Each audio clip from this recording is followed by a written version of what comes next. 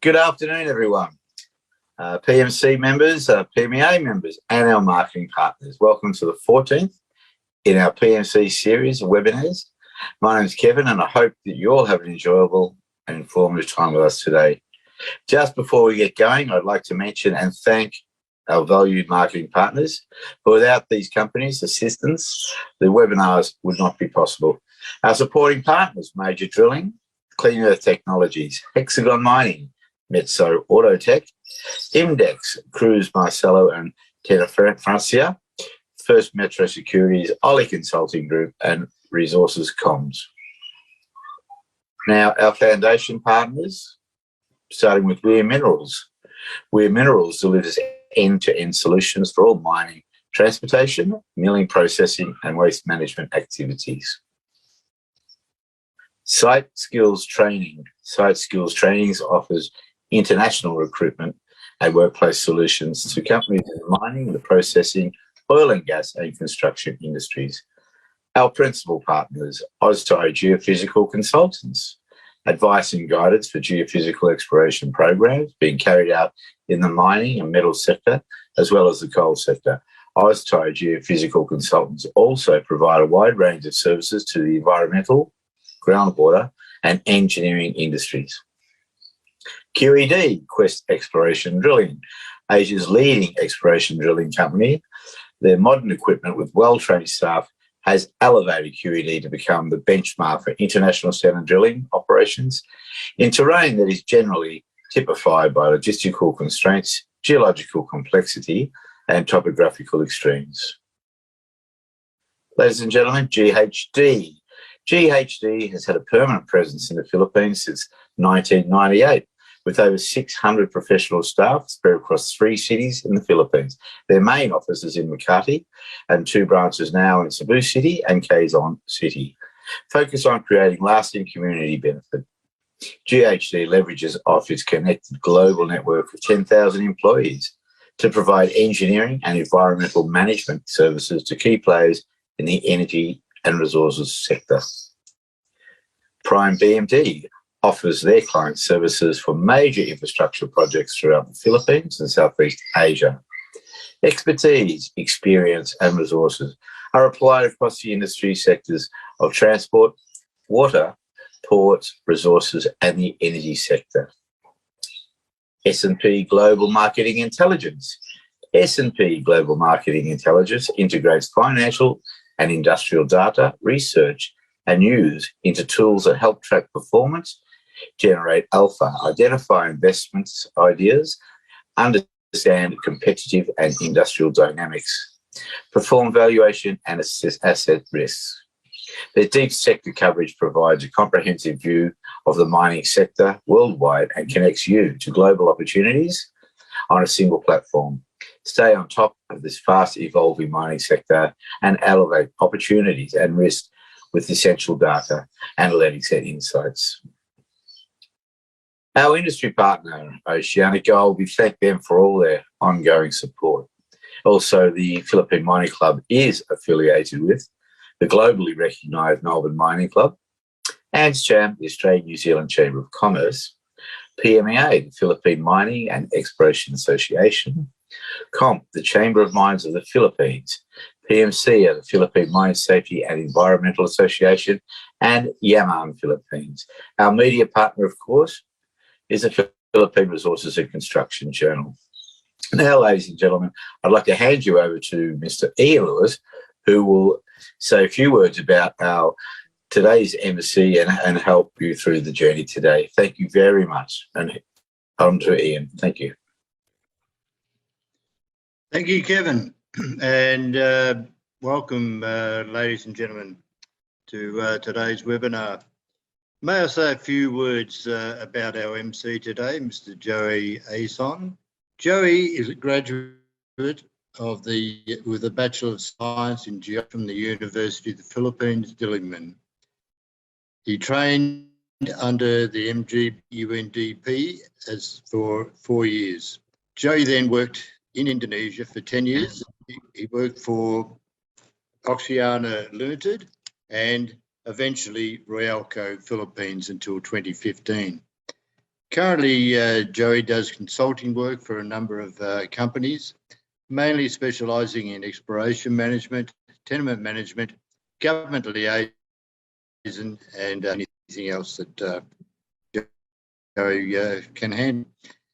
Joey is a competent person for geology. Currently, Joey is the president of the Philippine Mining and Exploration Association, better known as PMEA, which prior to COVID-19 restrictions held a monthly meeting event at the Corinthian Plaza in Makati.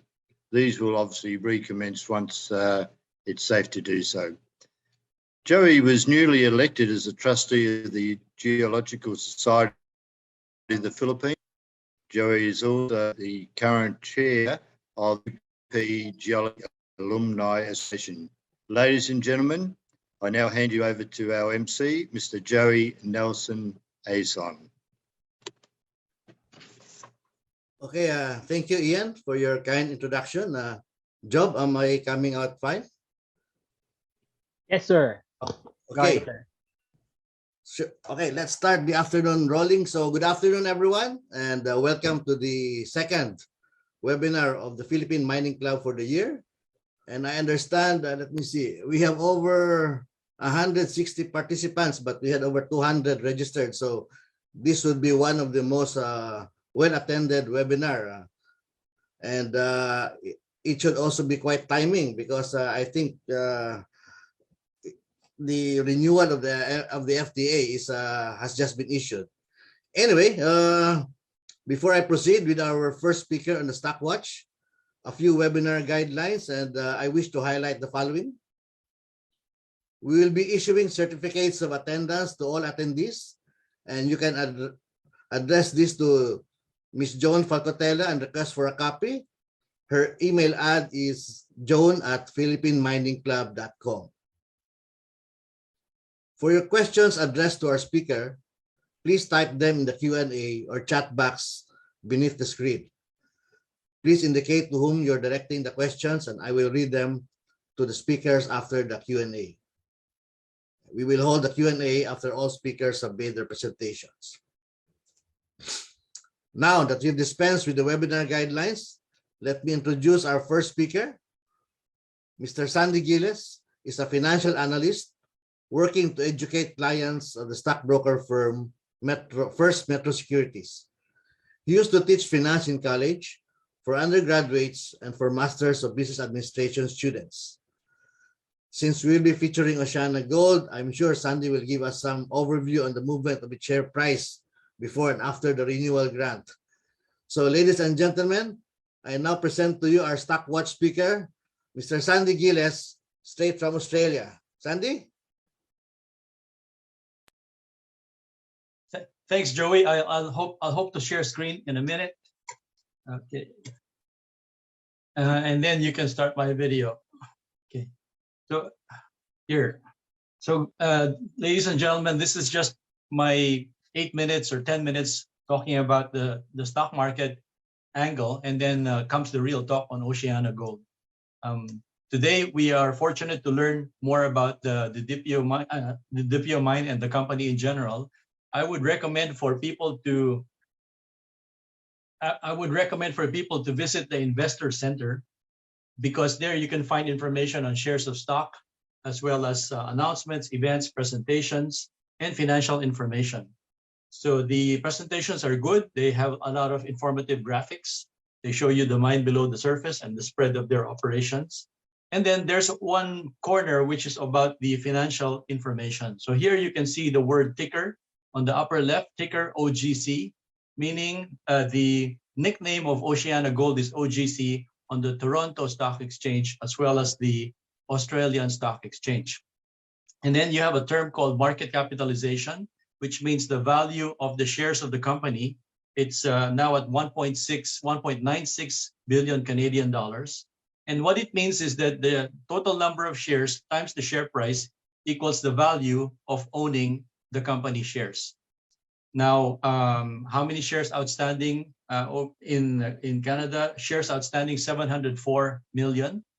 And these are shares outstanding because they have been fully paid for by investors, meaning there's others who are still paying for their shares by installment.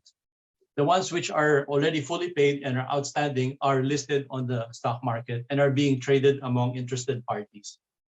So look on the lower right, the shares outstanding are those which form part of the total number of shares, and they can also be called the stockholders' equity or the owner's funds. If you add on top of that any debts or loans, then that would be equivalent to the total capital of the company, and it should also be equivalent to the total assets.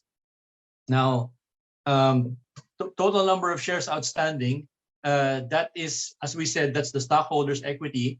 And normally the share price starts at $1 per share when the company is born. And that is also known as book value of the shares. $1 per share usually, or sometimes $100. And then the share value goes up when the profits of the company go up. And then that is now known as the market value of the shares. It's the value on the securities markets where you can check every day. So if we check on the Toronto Stock Exchange, OceanaGold is $1.97, plus 1% gain, meaning up 2 cents. And in the Australian Stock Exchange, it's $2.16, and it was slightly down 1 cent in the last trading session. Now, this price can go up as long as the profits are moving up, and you can see that price eventually moving up over time. Apparently the last year went well, and they used the word guidance to say that we think that we did well last year, but the exact numbers are coming sometime February 23 or so, because that's when it's audited. But when you say guidance, it means that the unofficial estimate will be close to the true audited final complete version, and you can already see that it's they have done well last year. And so if I were you, I would buy the shares in Toronto or Sydney. Yes, I stand corrected. It's the Australian Securities Exchange. Thank you for that. Now, there was an issue where there was a financial or technical assistance agreement, which was interrupted. It expired on June 19, and it was eventually renewed. But there was a moment when there was some difficulty. So there was a point in time when the operations were interrupted. So therefore, this graphic shows that the shares of OceanaGold dipped compared to other gold companies and gold indexes on the exchanges. But then eventually the company rallied and made steady progress. So it did very nicely after that. Now, so here in the yellow box is the time of the disruption, but I gather that they will be able to recoup from any difficulty after that point, and then who knows, it could eventually go to greater heights. So then this is not something that's unique to the company. Many companies all throughout the world had a bad year in 2020, and then even especially in the entire Philippine stock market had a downswing in 2020. But we are approaching the break-even point to get out of that decline. So I think that there's a possibility that it may continue along the path of progress, assuming the economy wakes up again. So I would recommend that that you follow the quarterly results, the news on the website of OceanaGold, and they tell you blow by blow how the sales and profits are doing in the production. And that will give you some idea as to whether, if the quarterly sales and profits are good, most likely the full year will be good. And so you can begin to have confidence to invest in the years. And so you can invest in the years and study. If there's plenty of expansion and production, then each year the share price may keep on rising. So if you anticipate steady growth, then you can continue to buy shares and invest. One other way to do it is to read the cycles. If you feel that you have the interest to watch and monitor the share price, then you can buy when it's down, when it's temporarily in a trough, and then take advantage of the rallies. And then optional, you can sell after peaks or buy additional shares. So it depends on your style if you want to monitor closely or you want to buy and hold for long term. But this style is simply a way of maximizing gains if you want to follow the share price closely. That's it. If you have any further questions about investment, you can ask me later. I thank you very much for your time and attention. Let's go now to the main event. Thank you for your kind attention. Okay. Thank you, Sandy, for your usually very informative stock watch updates.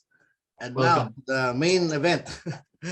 So this is really a very much awaited presentation, and quite timing because as what Sandy has said, they have just also released their 2022 guidelines, and they've got a new CEO coming in April 4 next month. So it's also a quite timing update. Allow me to say a few words about our keynote speaker today. David Way. He is the Executive General Manager for New Zealand and Philippines OceanaGold Corporation. He's just sometimes called EGM here, so they just call him EGM. A mining engineer by profession with over 30 years experience, David has predominantly international mine operations experience, spanning more than 2 decades in senior management roles and with leading mining companies such as De Beers, Rio Tinto, Oz Minerals, and Newcrest Mining. David is a holder of a mining engineering degree from the University of Auckland, the city in which he was born, studied, and now lives with his family. Incidentally, David is married to an Indonesian. I think he has 6 children and is quite fluent in Bahasa Indonesia. He holds a Master of Business Administration degree from the University of South Australia and a first-class mine manager certificate of competency or the equivalent from South Africa, Western Australia, and Indonesia. David is a member of OCIM and a graduate of the Australian Institute of Company Directors. Ladies and gentlemen, a virtual applause for our keynote speaker, Mr. David Way. Dave, the floor is yours. Thank you very much, Joey. Also thanks to Sandy and Ian and Kevin. I wish you a very good afternoon, those in the Philippines. To the members of the Philippine Mining Club, my fellow advocates of responsible mining, and to all participants of this webinar, good afternoon. I'm extending warmest greetings on behalf of the whole OceanaGold organisation and congratulations for another successful webinar. OceanaGold remains as a committed partner of the Philippine Mining Club in lifting the profile of the Philippine minerals industry internationally, and also in emphasising its contribution to the Philippine economy. I was last in the Philippines as General Manager of our Didipio operations in 2020 and was again able to finally visit in October last year, given the COVID pandemic. It is just wonderful then to be among peers and colleagues, although in a virtual setting and even miles away from our operations in New Zealand. So thank you for this opportunity. I will be sharing with you in the next moments information, of course, about OceanaGold Corporation, the Didipio mine, and our other operations across the globe. The exciting and hope-filled future ahead with the completion of the confirmation of the FTAA renewal, the impact of the pandemic on our organisation, and our commitment to responsible mining as reflected in our people, processes, communities, and the environment and workplace.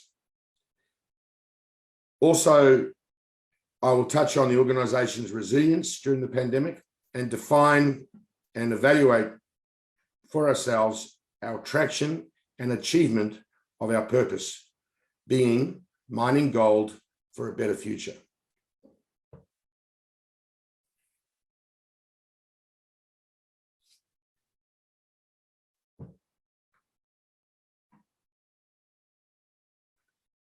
OceanaGold is a multinational gold producer committed to the highest standards of technical, environmental, and social performance. For 30 years, we've been contributing to excellence in our industry by delivering sustainable environmental and social outcomes for our communities and strong returns for our shareholders, guided, of course, by our vision, values, and purpose. As a member of the World Gold Council, OceanaGold has committed to aligning with the responsible gold mining principles in all of our operations.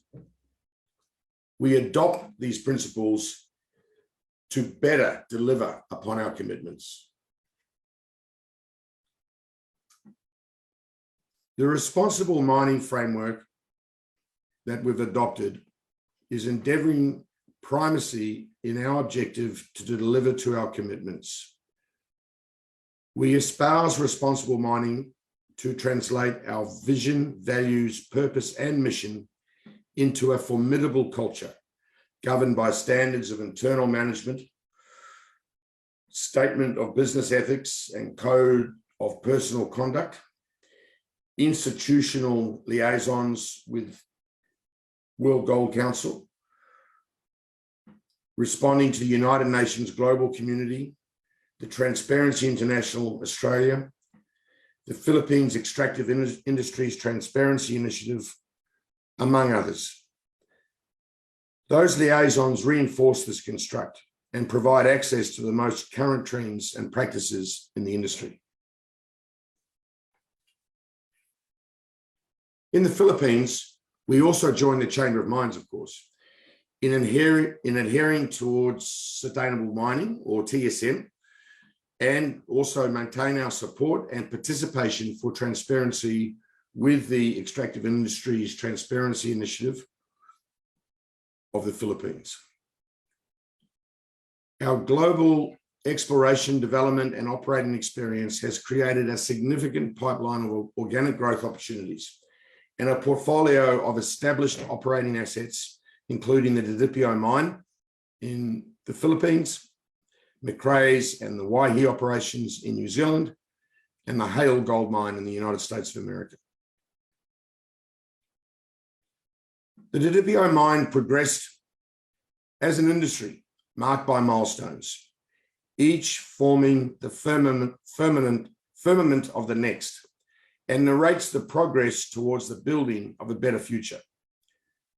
The privilege of the FTAA #1 opened the avenue for the development of surface operations towards underground development commencing March 2015. And as you're probably aware, recommencement last October 2021. With the confirmation of the renewal of the FTAA, we now embark on a new journey for 2022, focusing on exploration, new projects, and new technology. It was a significant accomplishment to have completed our open pit mining in May of 2017.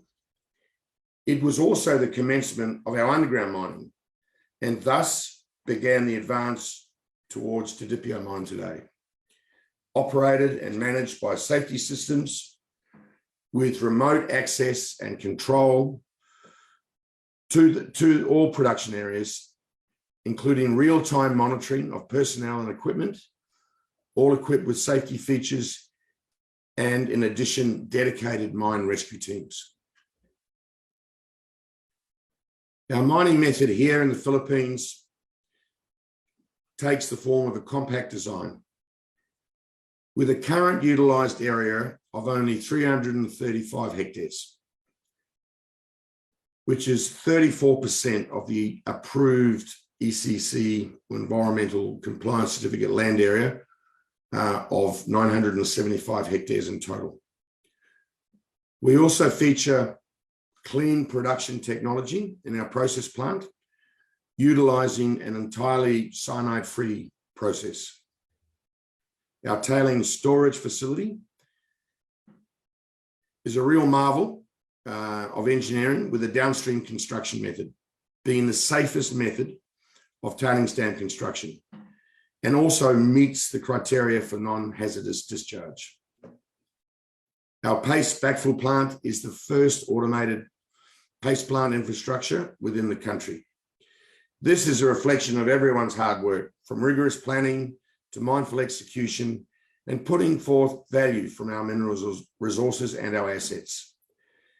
It also reflects OceanaGold's passion to continually improve on our performance in terms of systems, workplaces, and our people. With the empowering privilege of the confirmation of the FTAA renewal, occurred last July 14, 2021, by the Philippine government, the Didipio mine assumed new responsibilities as well as being presented new opportunities for the years ahead. Our Philippine team has launched what we refer to as Didipio 2.0 following the renewal, as we commence the implementation of the additional 1.5% of gross revenue as community development funds for expanded beneficiaries of the Didipio mine.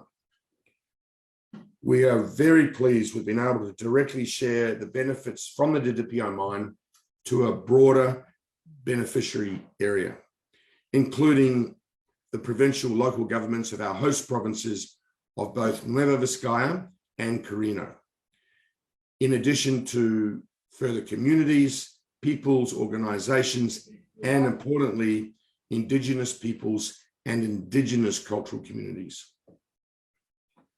We're also finalizing with Banco Central in Filipinas, or the Philippine Central Bank, for our offer to sell not less than 25% of the Didipio mine's annual gold doré production at fair market price and mutually agreed terms. Lastly, and as provided in the FTAA renewal, there is the listing of at least 10% of the common shares of OceanaGold Philippines, OceanaGold Philippines operating subsidiary and holder of the FTAA. These will be placed, of course, on the Philippine Stock Exchange in the years to come, and the transfer of OceanaGold Philippines principal office to a host province, we have committed to do so by end of next year. From 2020 to 2021, during our operational standby period, we maintained a workforce of approximately 400. And now they were responsible for preserving and maintaining the Didipio mine and its facilities. With the confirmation of the FTAA renewal, we immediately commenced our recruitment process.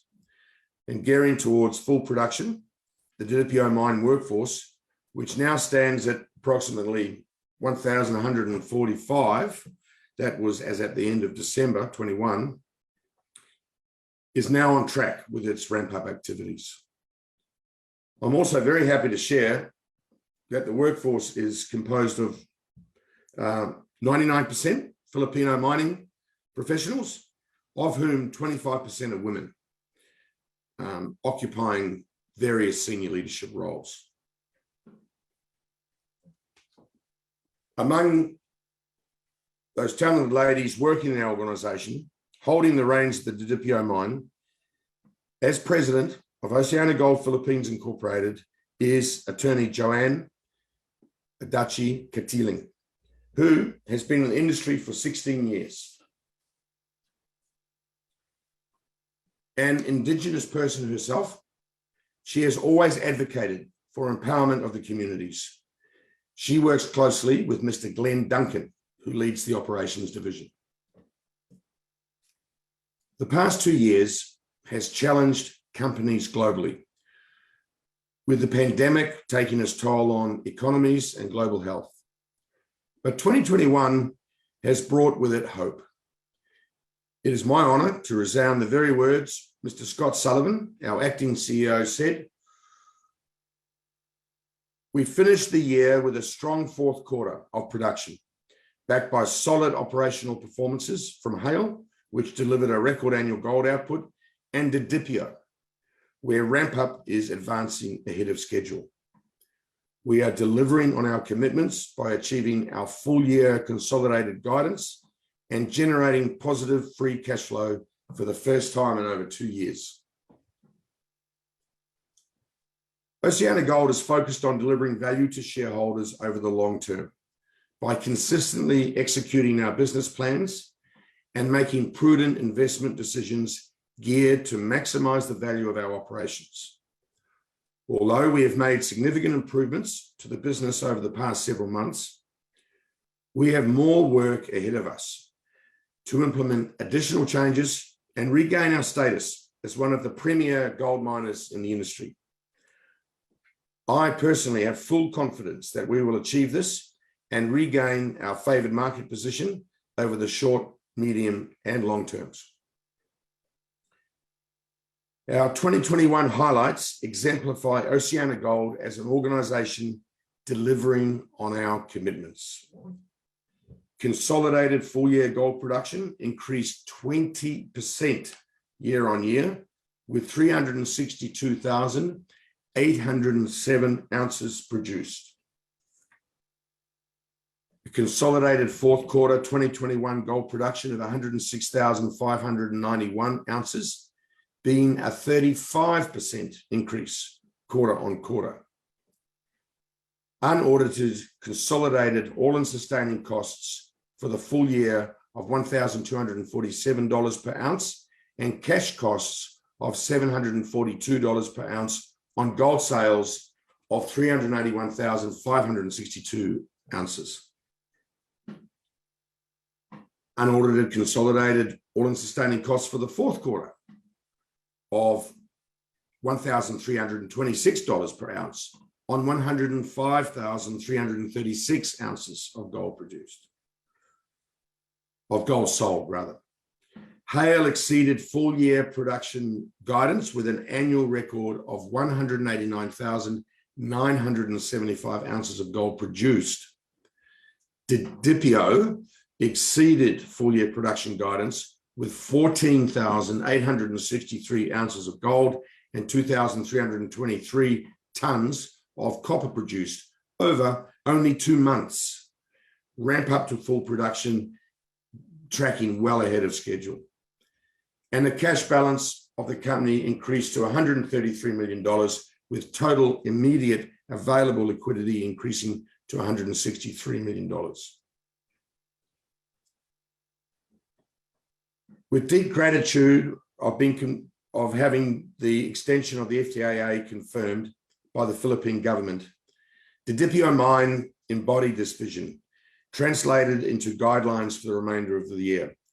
We planned and acted upon this confirmation and revisited our targets to a production guidance of gold at 7,000 to 12,000 ounces and copper at 1,000 tons. Likewise, in matters of cost, we set it at an all-in sustaining cost of $100 to $150 per ounce sold and a cash cost of $25 to $75 per ounce sold. To sustain this momentum, we've recruited technically skilled and industrially honed professionals adept in mining operations. The thrust proved formidable and is tracking to plan, as well as the management of COVID-19 risks, with heightened protocols and collaboration and cooperation of every member of the organization. We've also achieved the productivity of the Didipio mine we were seeking, with concentrate sale at 100% of inventory shipped, and at the end of the third quarter, already 60% of the cash received. More milestones have likewise been achieved, where our process activities commenced the 1st of November, being 2 weeks ahead of schedule, and the mining activities commenced early October, which was 1 month ahead of schedule. These feats we account to the embodiment of our value of one team. We'll now share a video.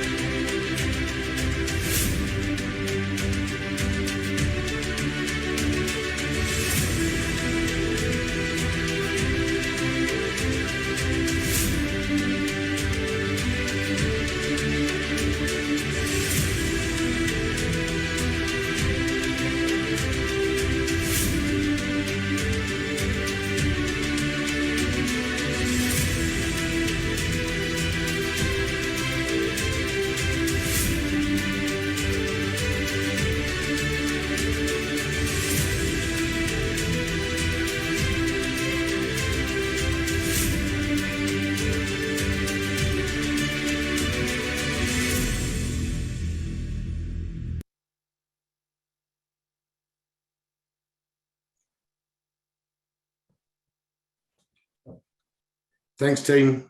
Yeah, looks great. As we move towards 2022, we continue to look at optimizing productivity through our strategic objective of automation and digital transformation. In 2018, we started to develop the Didipio mine as a modern mine of the future. We continued that development, and I would like to share with you some of our automation programs currently in place. The purpose for the deployment of automation and digital transformation technology in our operations is not a lofty one. It is not to showcase any current technology that may just enhance overall productivity or viability, but it is to ultimately ensure the safety of the workforce. This is the cornerstone of our purpose, the enabling transformation of human capacity onto productivity to benefit our communities. The remote loader capabilities enabled our operators to control the loaders either from the surface or from the tally hut a small distance away from the stopes. This eliminates the operator's exposure risks associated with bogging from open stopes. Surface remoting also increases loader productivity by continuous bogging during shift changes, lunch times, and all those other normal interruptions. MineDash offers real-time tracking of personnel and equipment on all underground levels and decline. In case of emergencies, the MineDash can quickly account for personnel's whereabouts in the underground. It also serves as an additional control measure to confirm that no personnel are underground while the tag board is closed for blasting. OptiMine offers real-time communications for collecting essential equipment data to track productivity, health, location, and usage.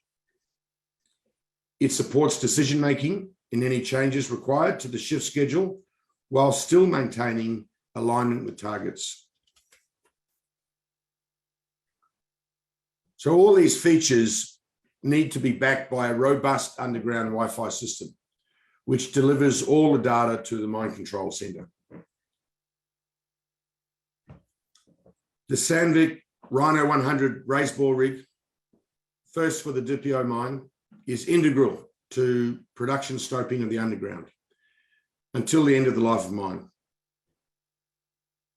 Having the rig operating in-house will increase reliability and productivity, and at the same time provide accelerated competence for our operators in utilizing this advanced machine. And since the underground mine is ramping up, the rig's full potential on a full operation cycle will also dramatically increase productivity. The previous method employed required approximately 4 to 5 days of preparation time, during which you had to pour a concrete pad, transfer the rig and all the rods to the next location or drill site, and then demob again. The Rhino 100, being as mobile as it is, now eliminates that preparation time and demobilization activity. Let's have a quick look at the Rhino as she carries and goes into the portal.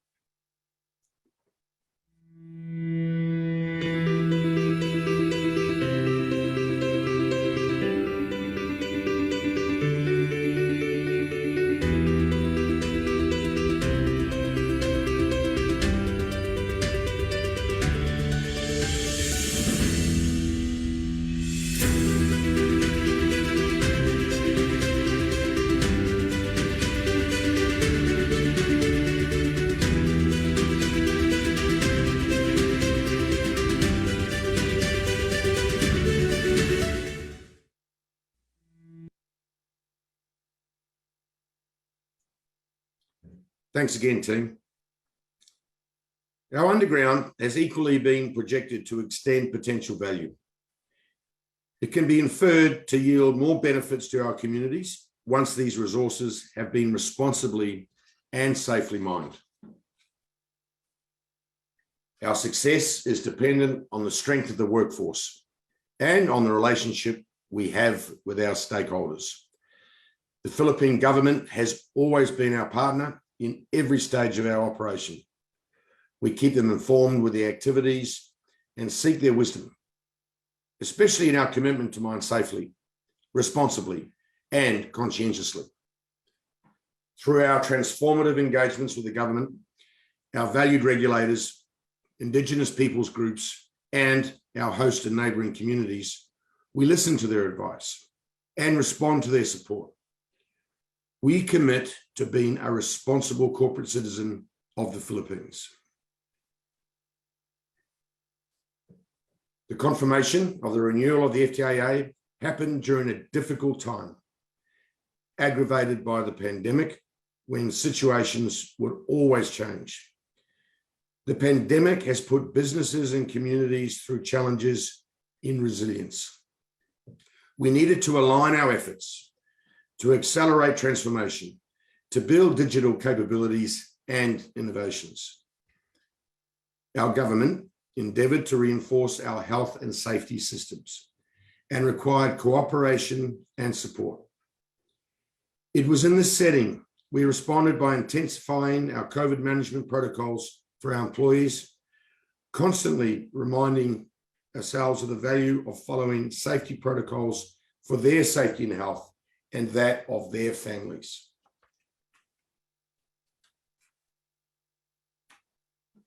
In the government's advocacy to heal as one, we heeded the call to assist through the distribution of relief goods, PPE, and other medical supplies to communities, and most especially to frontliners.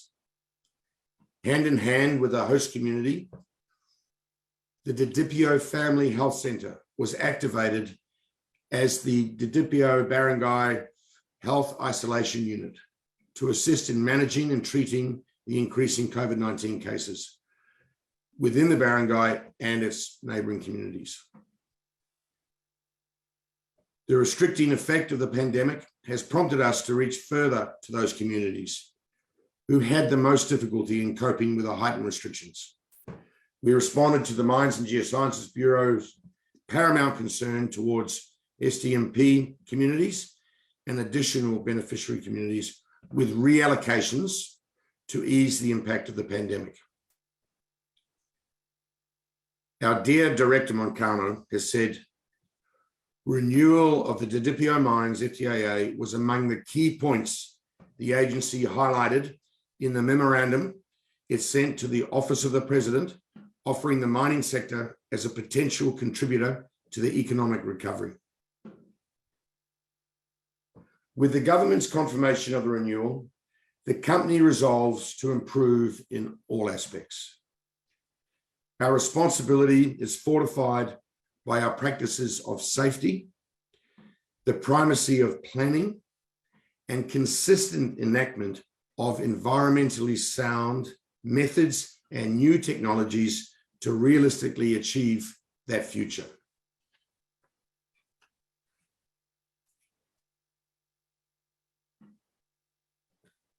The mining industry, ladies and gentlemen, is ever evolving, and we become part of that change. Our vision of equitable and sustainable communities is not far from our reach.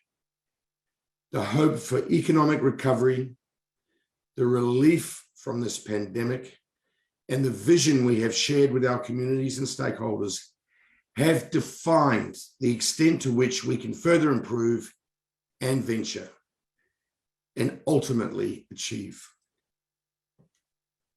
As an industry, we are vested with the opportunity to make a positive transformation.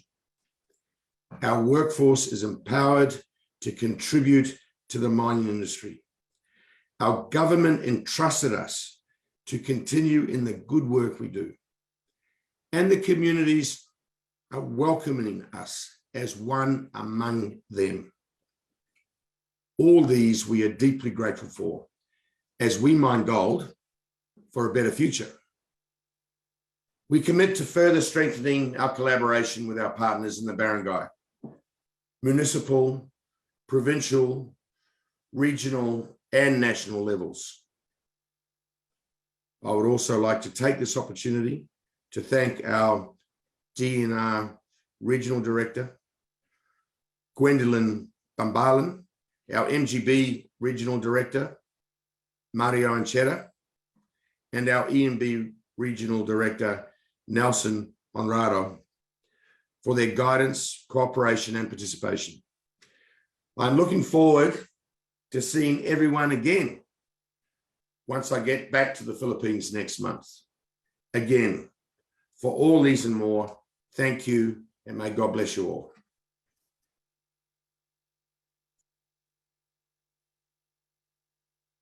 Okay, thank you, Dave, for a very comprehensive and excellent presentation and update.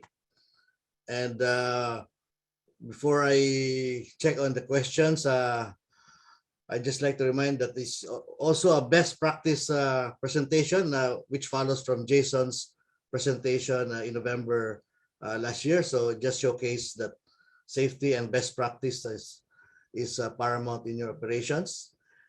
And now we will look at the questions. So maybe I should ask the first question. Maybe that's my privilege as the MC. So while searching for the questions, now that the FTA has been renewed, let's go moving forward. And there were a few conditionalities, and one of them was to list about 10%, at least 10% of the shares of OceanaGold Philippines, the FTA holder. So it's not really the parent company. So of course, subject to PSE and SEC guidelines.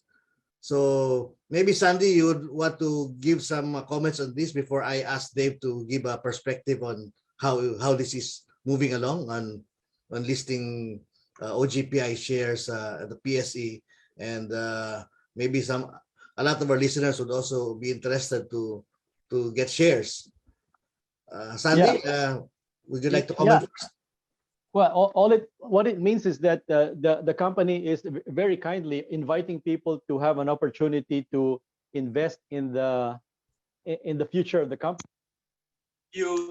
If you foresee that it will be very, very beneficial to everybody, then you can put your pesos and exchange it for some shares the moment that they apply for that initial public offering. So I look forward to the announcement. So thank you, Sandy. Dave, your comments on this, please.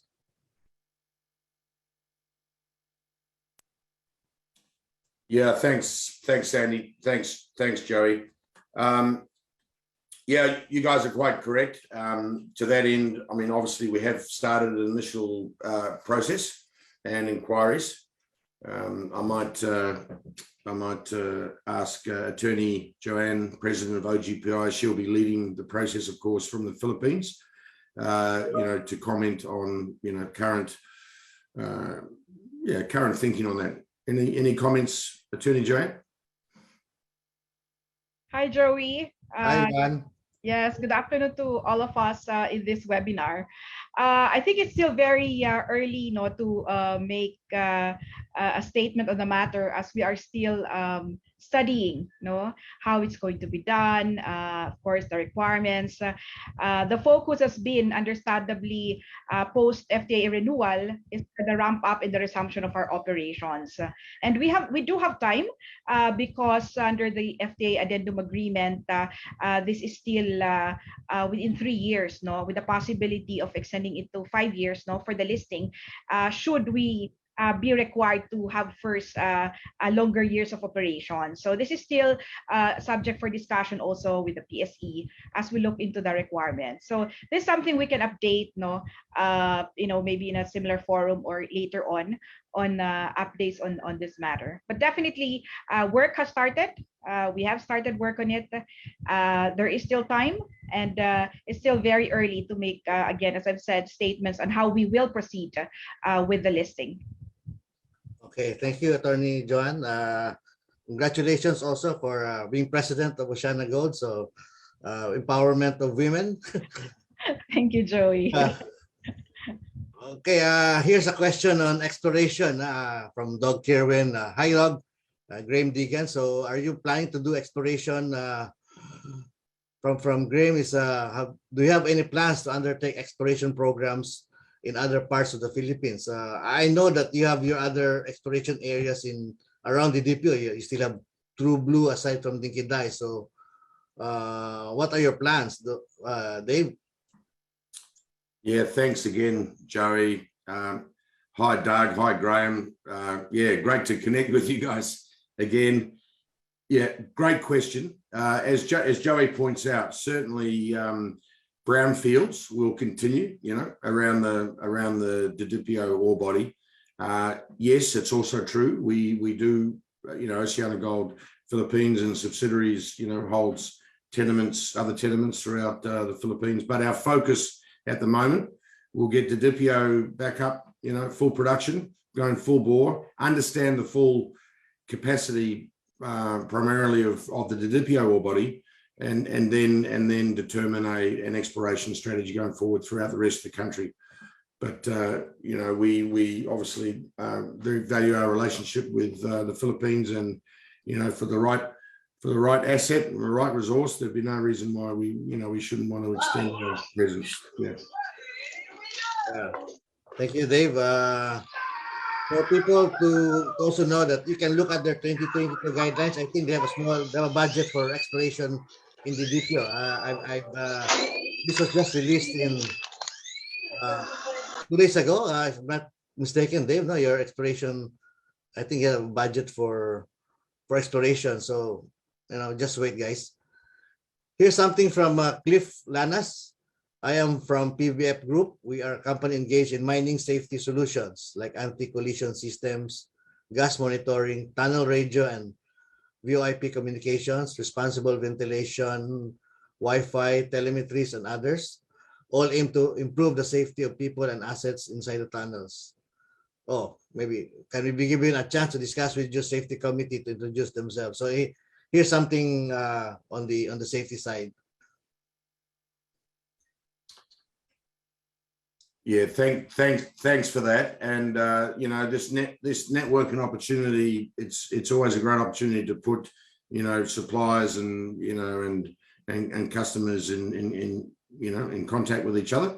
So please, by all means, feel free to reach out to the commercial team at the DPO, and I'm sure they'll be interested to understand what the offerings could look like. Thank you. Yeah, okay. DPO is a very safe operation. I've been underground, and I was really impressed with their real-time GIS monitoring of persons underground. So you really know at what time in real time where each one is underground, and that's strictly monitored. And I think you even have a limit on the number of people underground so that you can control that, not only for safety reasons, but as a standard protocol. So congratulations also on implementing that. I think that's the first in the country I've seen. Thanks, Joey. Yeah, look, it's really important to us to be able to always not only set but to improve, the safety of the workplace environment, and thus it enables us to, embark our people on a more productive journey, right? Yeah. Okay, let me see if I can see any other questions. A lot of these are for suppliers, so I think they should be directed directly to your supply officer, and can be sent by email. Here's one from Tiffany Vermhavong. I think she's from the U.S. Embassy. Can you discuss how OceanaGold is complying with international standards such as EITI, particularly working with civil society and local governments?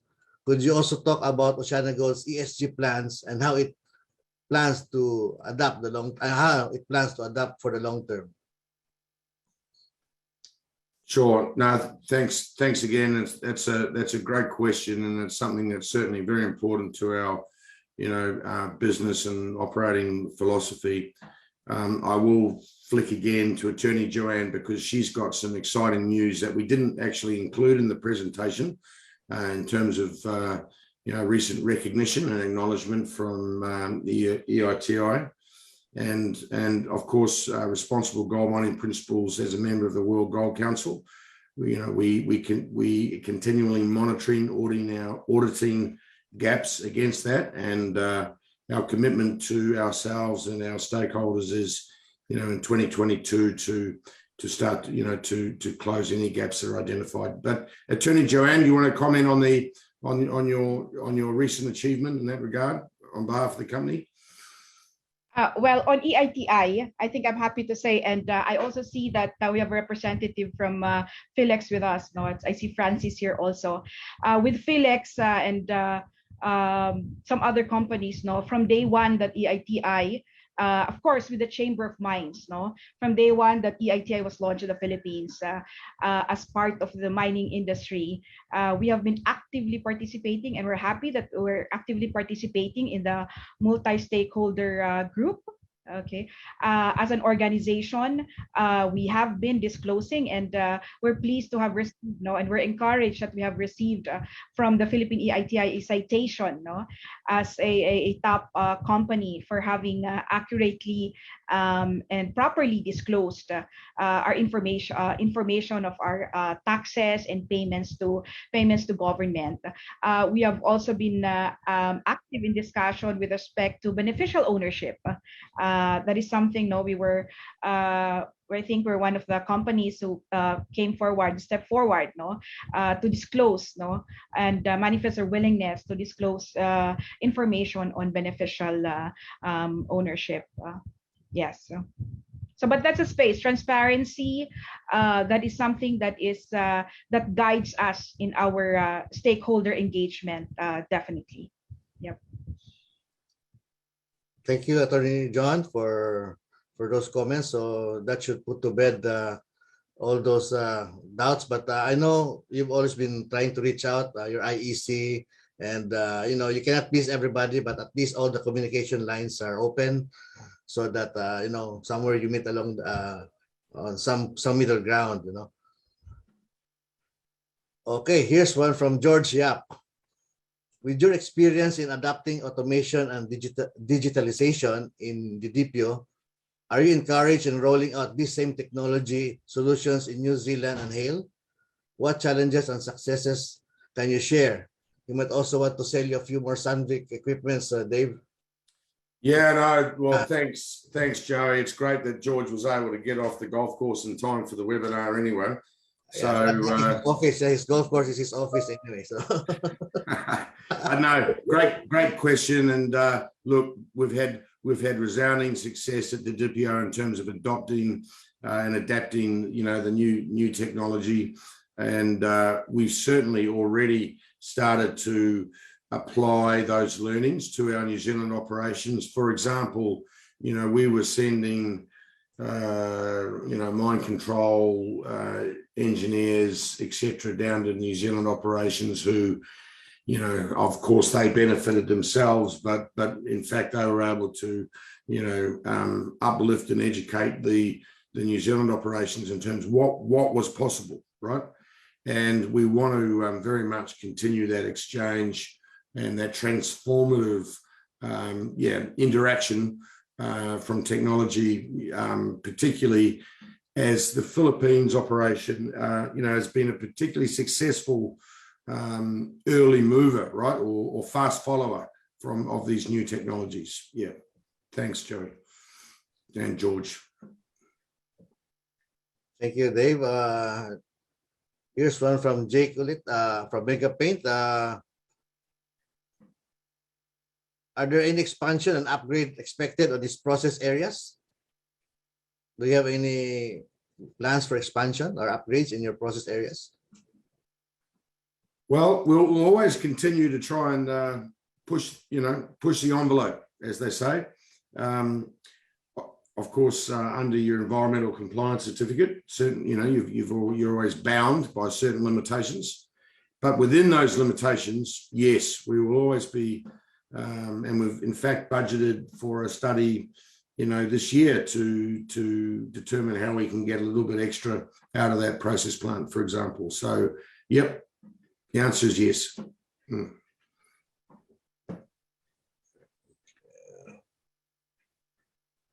So there's a lot of offers here, really, with to supply you and provide technical support. So I will leave that to your team to answer. But there's quite a lot of interest, and I'm sure they also want to be a member or a part of Oceana, of the DPO.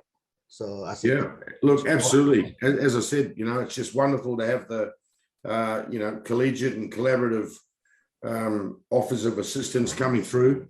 So we'll be capturing all of these all of these comments and suggestions, and I know the supply team will be following up. Yep, thank you.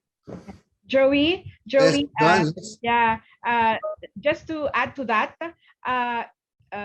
I'd like to share it. I think Marge, the head of our external affairs and communications, has posted it in the chat box. But it's easy to get in touch with us. It's just ddpomine@oceanagold.com. So all those offering their services, wanting to meet, please send your emails, manifesting your interest. Now, even on the scholarship, there was a question of scholarship also in the chat box. Please just email. It's so easy to remember, ddpomine@oceanagold.com. So please send it through that centralized email address. Thank you. Thanks, Attorney John. So it's really gone a long way. I remember the early days. It takes almost a day to go to site, from going up and very muddy grounds and riding this old World War II truck, Rio, which you call it. So, and now you've transitioned to underground. Well, I'll look for our other questions. Just like to make a mention, like on one of these additional conditions, like you have to sell to the Philippine government or central bank some of the gold. Would not disrupt any previous arrangements or agreements with other shareholders or stakeholders in OceanaGold? Essentially, no. It's been a very collaborative and I think very constructive process in terms of our discussions with the BSP, and yes, we're about to enter into a formal agreement, and I think it's great for us, great for the Philippines to see the gold staying at home, and also gives them the opportunity for downstream value add, etc. To be contributed to that Philippine resource. So no, we're thrilled and delighted to have been able to enter into that agreement. Yeah.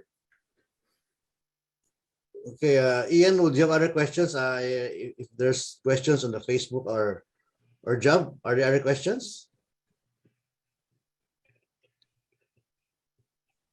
Checking, sir. Here's one from Paul Carion. What are the possible concerns that could affect the IPs in the area when the operation started? What caution should or how will we give assurance that the safety will be the first priority? So it's the indigenous people. I think the tribe there's the Bugkalot tribe and it's one of the old headhunters not too long ago. Well, I wouldn't know about that. I wouldn't know about that, Joey. But certainly, I've had some very constructive and engaging conversations with the chief of Bugkalot tribe over the years past. And but look, the most competent person certainly to talk to that is our dear President Attorney Joanne. So, Joanne, any comments on that? Yeah, well, I think first we have to clarify that at this time, there is no ancestral domain that has been recognized and by the NCIP. Of course, the NCIP being the authority on the matter. But we do, of course, recognize that there are IP groups, IP communities, in the area, and this is something that we make sure that we include and cover, in our SDMP, in our CSR, and now in our new social development funds. We're very excited actually with the new social development funds. As David said, there's an additional 1.5%. And I have to emphasize that part of that, part of our obligation is actually to collaborate, with indigenous peoples groups. So they will also be able to benefit from this additional social development fund. So no ancestral domain, no IP royalty, but again, they are part of our communities, they are part of our barangays, and we are happy to be able to also have a program, have activities, have development works that would definitely include them and their culture and who they are, and their identities. Yes. Okay, thank you, Attorney John. Just a bit of trivia for everybody also. That place, though there are some, the old Bukalo tribes surrounding areas in part of Nagtipunan, it's also a place where there are a lot of migrant IPs from Benguet. Didipio and Kasibu was really one of the place where there's this guy, Bert Bomolo. He was the one of the labor leaders in Felix Mines, and when he retired, he went to Didipio because that is his place, and he bought a lot of his province mates. So there's a lot of people from Benguet now settled in Didipio. So it's really also a migrant place, not on from Benguet. So we have a lot of migrants also from other areas. So Yeah, Joey, I just like to add to clarify, of course, that we respect, if there are IP groups who come forward and to make a claim, of course, that is their right. And that matter is, of course, with our authorities to make a determination. So in the meantime, with where we are now, we just make sure that we work with everybody, and we recognize their culture, we recognize their identity as a people, and we have to also contribute to promoting them and to revitalize also, So that's what we're doing. and to further add, a testament would be your cooperative, the Corp. I know a lot of the members, and they've really progressed quite well, and they've gone just beyond supplying the small things. So they've gone beyond the DPO. So that was a very good move and sort of sharing for everybody. Yeah, thanks, Joey. Yeah, no, it's probably been one of the most successful foundations of the DPO story, and we want to see D Corp and the team continue to grow in both commercial and social achievement and success. Thank you. Okay, thank you, Dave. There are a few requests for copies of your PowerPoint presentation. So if it's not really or true Philippine Mining Club, I'm sure this is also the recording, so they can also view that directly from the Philippine Mining Club Facebook account. Yeah, that's correct. So obviously, people can access it on that recording. But yeah, we won't be redistributing the slides per se. Yeah. Here's a follow-up question on that. But that question is also for the viewers against open pit mining, so that we can open their minds. The DPO started as an open pit mine, and it's now underground. So I may just want to comment, being an open pit is not really just your call. It also dependent on the type of deposit you have, near surface or deep surface or deep down. So maybe Dave, you just want to comment on that, on opening people's minds against open pit mining. So, well, the DPO has a very good showcase on responsible operations during when the open pit was in operations. That should be the best example. Yeah, exactly, Joey. And obviously, the recent lifting of the moratorium does not directly impact the DPO as we're now effectively a solely underground mine. notwithstanding, I think, you know, in general, it's a progressive step for the industry. But the underlying tenet has got to be, you know, it's done responsibly, and whether it's underground or open pit, as long as the companies are mining responsibly, as we're trying to set the example for, it's got to be positive and constructive for both, you know, economies, social, you know, and communities, yeah, and the environment. Yeah, I don't see any other questions. Ian or Job, do you have any questions from your side? No, what I'd like to say, David, is a very interesting talk, because I go back a long time during the time of construction of the Didipio project. I've followed you all through your ups and downs, etc., and I think it's extremely pleasing that the stage that you've got, and I think you've got a great future ahead of yourselves. Thank you, Ian. That's very supportive and appreciated. Thanks again. You're welcome. Joey, Yeah, another good presentation there. Yeah, I guess there are no more other questions, but before I turn everything back to Ian, just like to advise everyone that, you know, the OceanaGold, they have 4 operations, but it's only in the Philippines that they produce copper. All other mines, Macraes, Waihi, and Hale, are all gold producing. And I think it's only the Philippines which has the lowest cash cost and the all-in sustaining cost.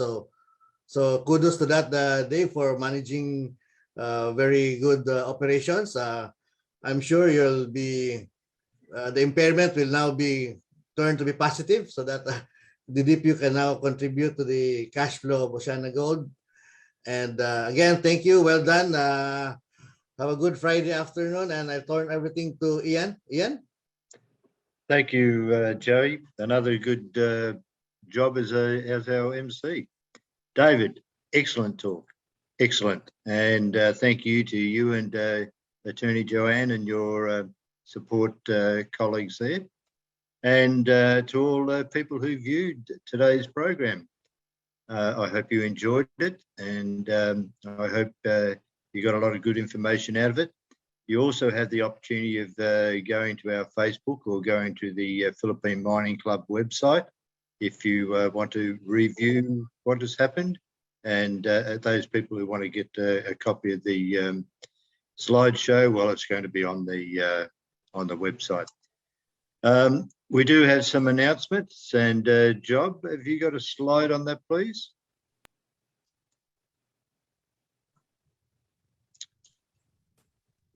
Right.